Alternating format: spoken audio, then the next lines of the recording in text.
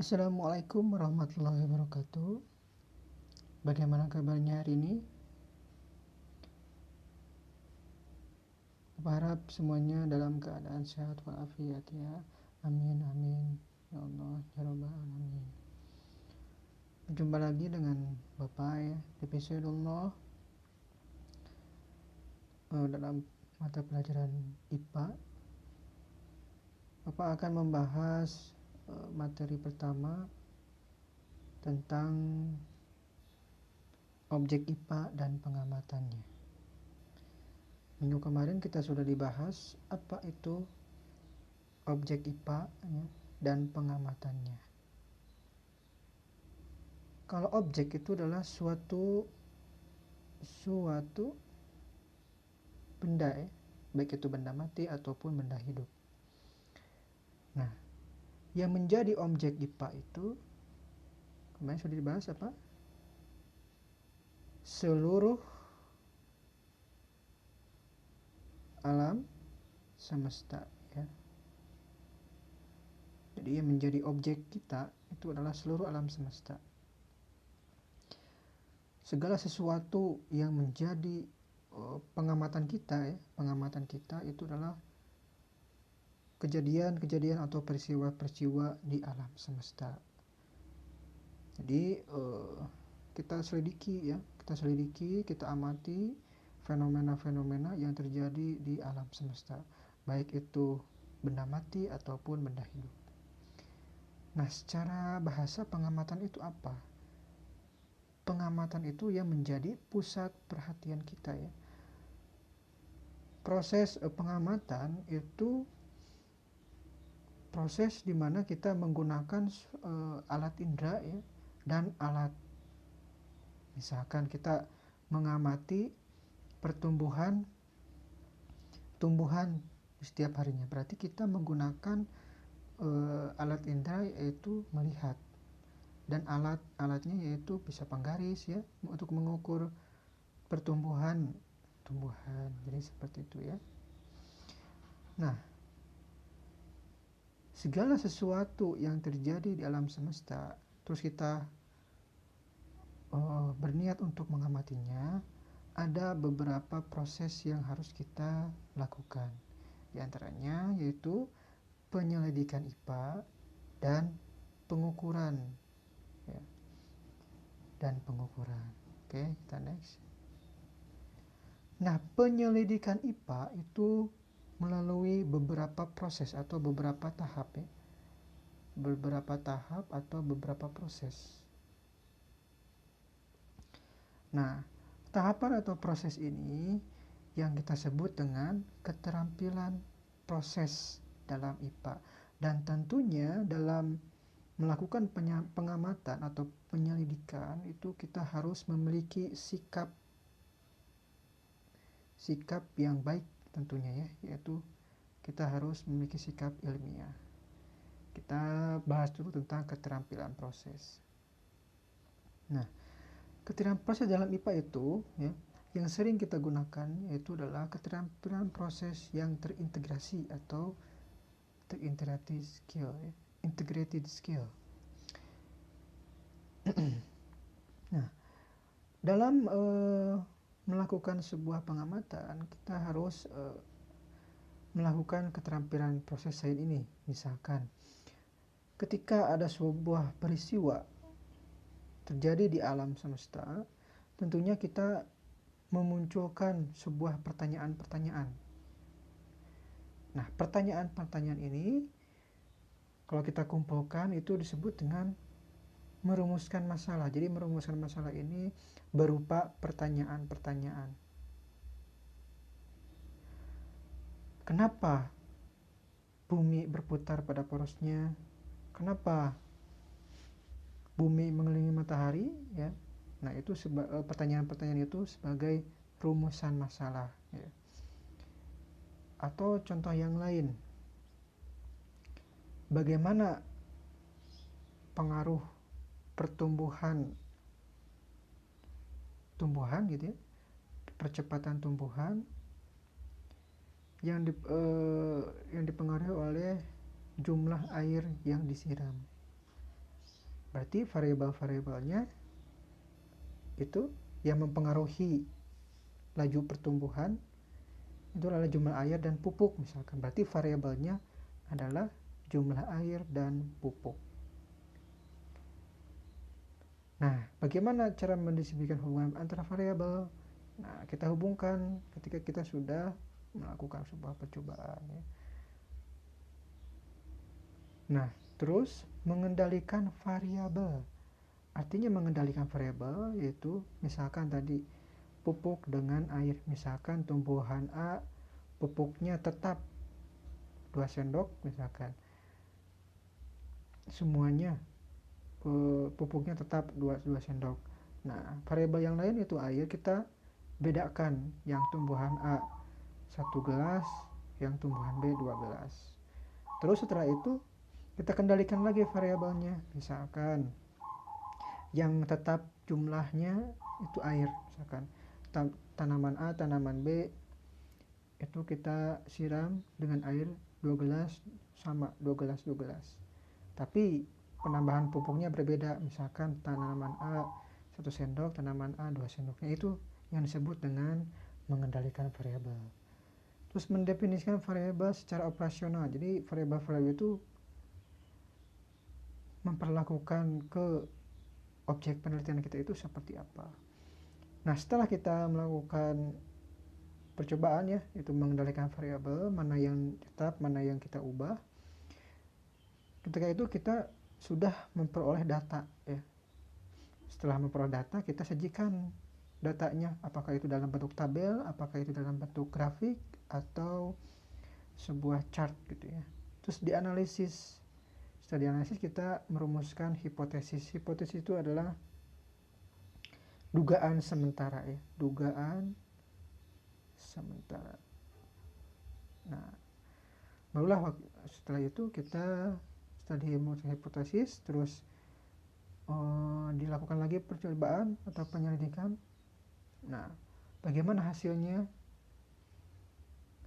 Apakah hipotesis itu sesuai dengan hasil penelitian ya?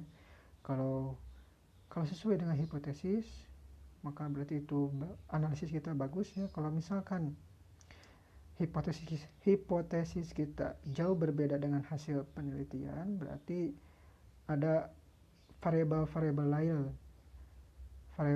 lain yang bisa mempengaruhi dalam proses penelitian ya. Nah, ini ada hubungannya nanti ya tentang kesalahan dalam pengukuran. Seperti itu. Oke, ngerti ya? Nah, dalam melakukan suatu penelitian, kita juga harus memiliki sikap-sikap ilmiah ini. Ada beberapa di sini yang harus kita miliki sifat, ya sikap-sikap kita ya. Yang pertama, membedakan opini dan fakta. Ingat, opini itu pendapat ya, tanpa sebuah data gitu. Kalau fakta itu adalah sesuai kenyataan atau berdasarkan data yang sudah kita dapatkan. Selanjutnya berani mencoba tentunya ya. Nah, ini yang paling penting itu adalah jujur ya. Ketika kita mengambil sebuah data, kita harus jujur. Misalkan hasil pengukuran tumbuhan tadi tingginya 10 cm, tapi ditulis di laporan 8 cm, berarti itu tidak jujur ya. Jadi kita harus apa adanya, apa yang sudah kita dapatkan di sebuah penelitian. Terus harus teliti ya, teliti. Karena akan mempengaruhi dalam susunan data. Selalu ingin tahu ya, harus kepo ya, beda ya, selalu ingin tahu dengan kepo. Kalau selalu ingin tahu itu penasaran tuh. Kenapa sih kok tumbuhan ketika diperlakukan berbeda, laju pertumbuhannya berbeda.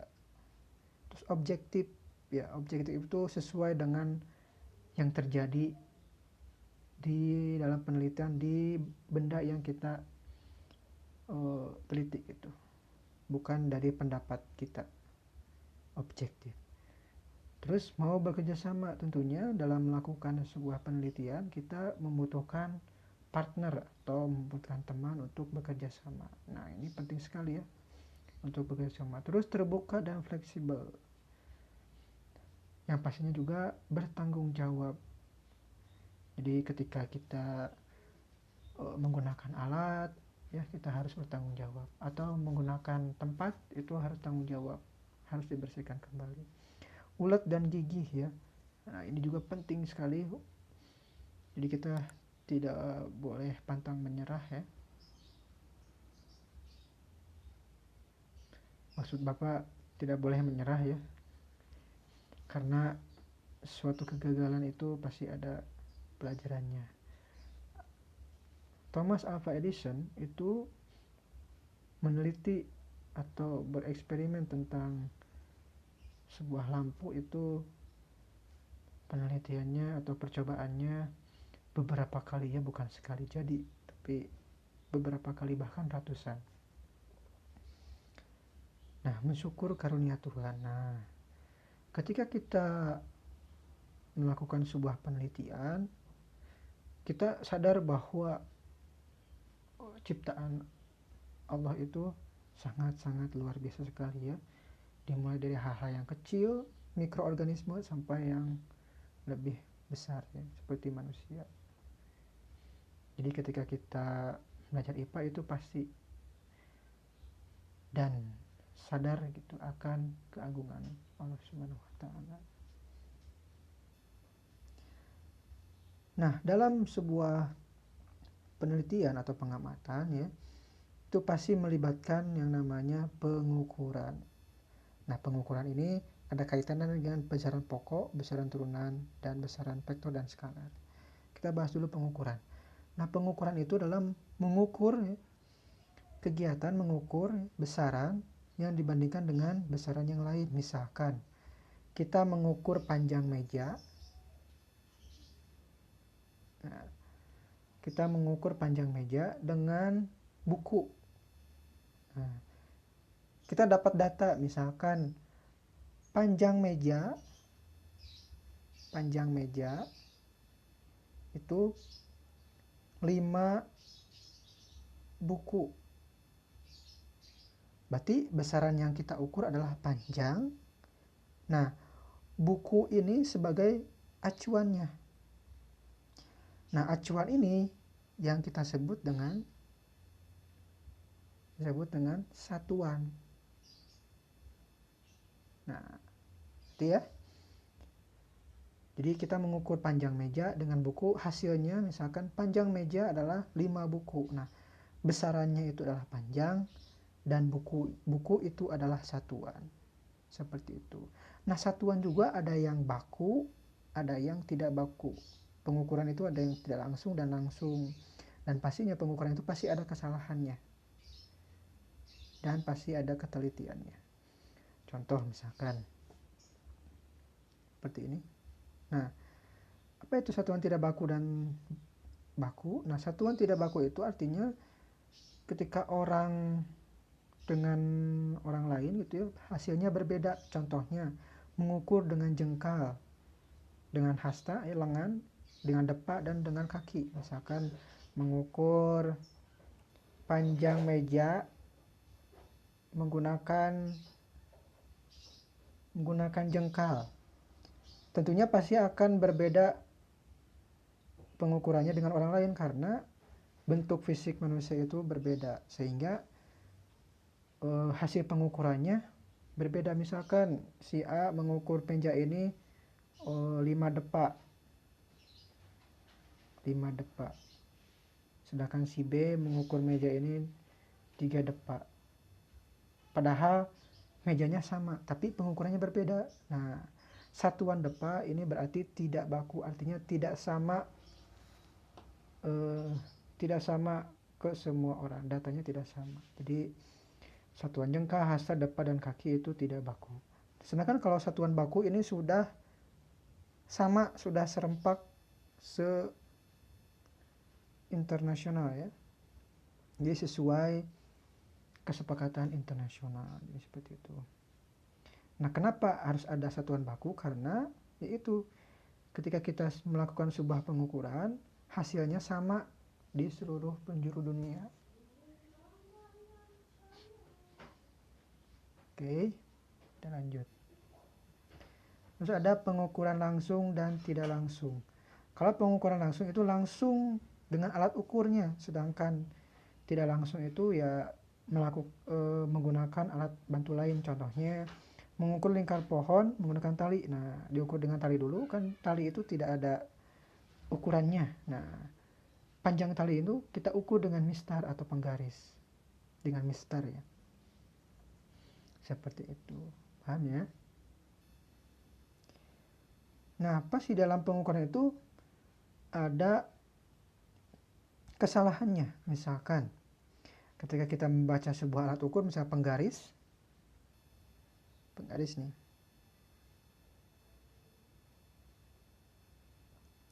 itu kita harus melihat skalanya, skala ini yang garis-garis ini. Nah, kita mengukur panjang dengan mistar. Nah, posisi mata kita atau posisi melihat kita itu harus tegak lurus ya. Misalkan nih ini mistar nih, ini panjang bendanya misalkan. Nah, mata kita itu harus tegak lurus, dengan alat ukurnya ya. Harus tegak lurus. Kenapa harus tegak lurus? Karena kalau misalkan miring, nah di sini kalau misalkan miring itu hasilnya berbeda apa yang kita lihat. Nah, itu disebut dengan kesalahan manusia ya. Ada juga kesalahan alat ukur. Jadi misalkan penggarisnya atau mistarnya itu sudah rusak misalkan, itu adalah kesalahan alat ukur. Atau misalkan penggaris atau mistarnya ini patah, seperti itu kita harus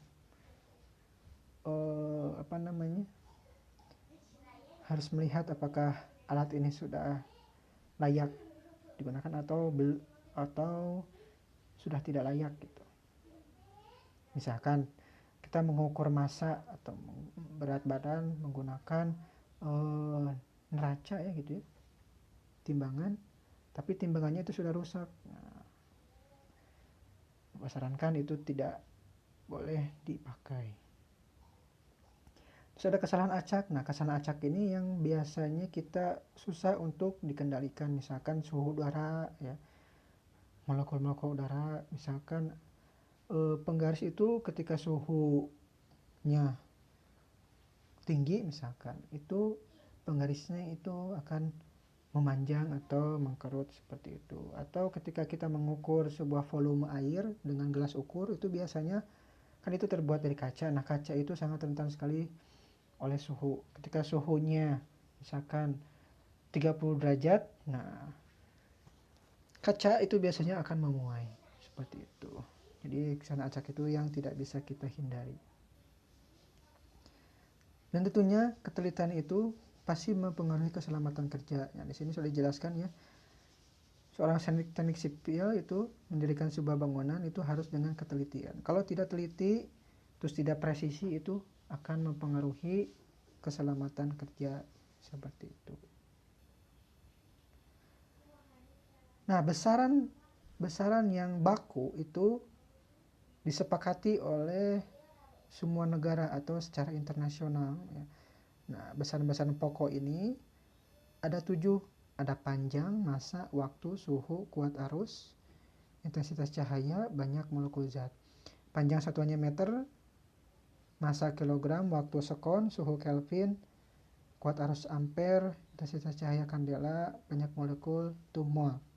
Nah, ini simbol satuannya M, kilogram, S, sekon, K, Kelvin, A, ampere, CD itu kandela, mol itu mol. Nah, besaran-besaran ini itu besaran satuan internasional ya. Jadi besaran-besaran yang sifatnya itu universal atau digunakan di seluruh dunia. Jadi ketika kita mengukur panjang meja misalkan, panjang meja menggunakan mistar, misalkan panjang meja itu 50 cm. Nah, Berarti mana yang disebut besaran? Ya, besarannya itu adalah panjang dan satuannya itulah sentimeter. Tapi kalau misalkan hasil pengukurannya gini, panjang meja 20 kilogram. Nah, apakah ini benar atau salah? Salah ya. Besarannya panjang, ini satuannya malah kilogram. Seharusnya panjang itu satuannya adalah meter ya atau sentimeter. Nah, kenapa harus meter? Karena ini satuan internasional ya, harus dalam meter. Jadi ini bisa kita ubah dengan 0,5 meter ya. Sudah belajar kan tentang mengubah atau mengkonversi satuan ya, dari sentimeter ke meter, dari milimeter ke meter. Seperti itu. Nah, harusnya apa? Ini harusnya sentimeter atau meter ya. Nah, sedangkan kalau satu simbol satuannya kilogram, itu besaran yang diukur itu adalah massa ya. Seperti itu. Nah, agar lebih mudah dalam menghafal sebuah besaran pokok, kita singkat ya, kita singkat. Nah, biasanya Bapak seperti ini. Satuannya itu adalah tersingkat SMP jiwa. SMP jiwa. S itu apa? Suhu ya. M massa, P panjang, J jumlah zat, I intensitas cahaya, W waktu, A itu arus listrik. Nah, jadi biar gampang menghafalnya, kita singkat saja SMP jiwa ya, seperti itu. Bagi yang ingin menulis, silahkan pause dulu videonya lalu menulisnya supaya tidak ketinggalan. Nah, dalam sebuah pengukuran pasti itu ada alat ukurnya ya. Pasti ada alat ukurnya. Nah, untuk alat ukur panjang itu ada mistar, jangka sorong, dan mikrometer sekrup atau yang lainnya ada ya. Sedangkan massa ini ada neraca Ohaus ya. Ada neraca Ohaus, ada neraca digital, dan timbangan duduk. Kalau waktu itu ada stopwatch ya, dan jam pendulu. Nah, bagaimana caranya kita menggunakan mikrometer sekrup? Nah, ini mikrometer sekrup yang kuning. Nah, ini adalah ini adalah jangka sorong yang kuning ya. Nah, yang ini adalah mikrometer sekrup. Nah, bagaimana caranya kita menggunakannya? Kita lihat ilustrasi berikutnya. Nah, dalam jangka sorong nih, dalam jangka sorong itu ada dua skala. Coba kita lihat sini. Nah, yang atas ini, nah yang ini itu adalah seperti mistar ya. 0 ke 1 itu berarti berapa? 1 apa? 1 meter atau 1 mili atau berapa? Nah, 1 cm ya, ini seperti mistar. Yang atas ini nih. Nah, yang ini nih. Nah, sedangkan ini adalah milimeternya. Ya. Jadi 1 mm ini dibagi dengan 10 skala. Nah, bagaimana caranya kita mengukurnya? Kita lihat slide berikutnya. Nah ini skala utamanya seperti misteri, ini adalah skala Nonius yang dibagi-bagi lagi. Nah, cara menghitungnya seperti ini. Kita lihat di skala Nonius, angka nolnya itu setelah apa? Setelah berapa senti? Di sini berarti ini 2. Yang ini kan yang kecil-kecil itu kan milimeter, berarti 2,1 ya kan, satu garis, 1 mili. Nah, 2,1. Nah, terus kita lihat garis skala Nonius dan skala utama itu yang sejajar atau berimpit. Nah, berarti di sini kan ya. Nah, ini sudah lurus nih. Kita hitung berapa garis dari 0 ke sini. Berarti 0, 1, 2, 3. Berarti 2,139 sentimeter satuannya, karena di skala utamanya itu sentimeter. Itu ya, paham ya? Oke. Nah, bagaimana caranya kita mengukur mikrometer sekrup menggunakan mikrometer sekrup? Sama ini juga. Nah, ada skala utama dan ada skala Nonius. Nah, ini yang garis-garis yang atas itu, satu garisnya itu adalah 1 cm. Ya. Kalau yang bawah itu satu garisnya itu 0,5 cm. Kenapa 0,5? Karena antara garis ke garis yang atas itu dibagi, ya, dibagi oleh satu garis, berarti dari 0 ke garis yang bawah itu 0,5 cm. Terus berarti di sini nih, di sini sudah 5 ya, 5 ditambah yang bawahnya 0,5 kan ya, satu garis. Nah, yang di bawah satu garis. Nah, terus yang ini yang sleeve trimble. Nah, cari yang sampai lurus. Yang garis ini dengan garis ini harus lurus. Kita hitung di sini udah kelihatan 25 ya, 25, 26, 27, 28. Berarti ditambah 0,28. Berapa hasilnya? Tinggal kita tambahkan. Nah, bagaimana cara menambahkannya? Masih ingat matematika ya, 5 ditambah 0,5. Sorry. 5 ditambah 0,5 tambah 0,28. Berapa? Tambahkan 8, 7, 5 ya. 5,78 apa satuannya? Sentimeter ya. Bergantung pada alat ukurnya, ada yang sentimeter, ada yang milimeter. Tapi biasanya sentimeter kalau mikrometer sekrup. Gitu ya. Nah, itu adalah besaran pokok dan pengukuran beserta alat ukurnya. Seperti itu. Nah, bagi yang ingin menulis boleh nanti videonya di pause dulu ya. Oke. Terus ada besaran turunan. Nah, besaran turunan itu besaran yang diturunkan dari besaran-besaran pokok. Kalau tadi besaran pokok misalkan panjang meja itu 2 cm, 20 cm misalkan. Tapi volume kubus misalkan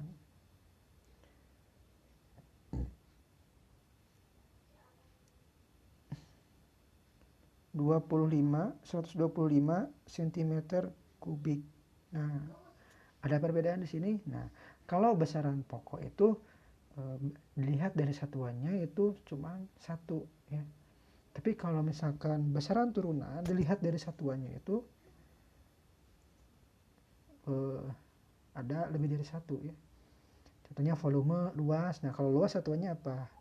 Sentimeter persegi ya. Ada 2 nih, berarti ini termasuk besaran turunan. Nah, untuk mengukur volume atau luas, kalau bendanya itu beraturan, misalkan sebuah balok ya, itu kan gampang ya ketika diukur dengan mistar. Tapi kalau misalkan sebuah batu nih yang tidak beraturan, nah bagaimana cara mengukurnya? Yaitu dengan gelas ukur ya. Misalkan nih pakai gelas ukur nih, gelas ukur ya. Ini colong atau apa gitu ya. Nah, batu, nah air kan ini penuh nih, penuh. Ketika diisi oleh batu, nanti ada air yang tumpah. Nah, air yang tumpah ini merupakan volume si batu ini. Kenapa?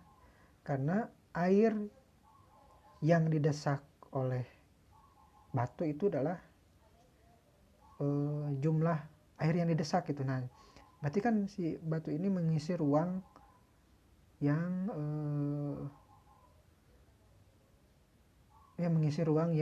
sudah didesak gitu. Nah, otomatis kan si airnya itu terdorong atau terdesak. Nah, air yang didesak oleh batu itu adalah volumenya. Seperti itu ya. Seperti itu. Oke. Oke, sudah habis ya pembayaran kita hari ini. Nanti jangan lupa untuk mengisi modulnya ya. Dan syarat untuk mengerjakan modul yaitu dengan menonton video ini dengan teliti ya, penuh perhatian dan fokus, dan harus sampai selesai menonton videonya. Oke? Cukup sekian dari Bapak, terima kasih. Sampai jumpa minggu depan. Assalamualaikum warahmatullahi wabarakatuh.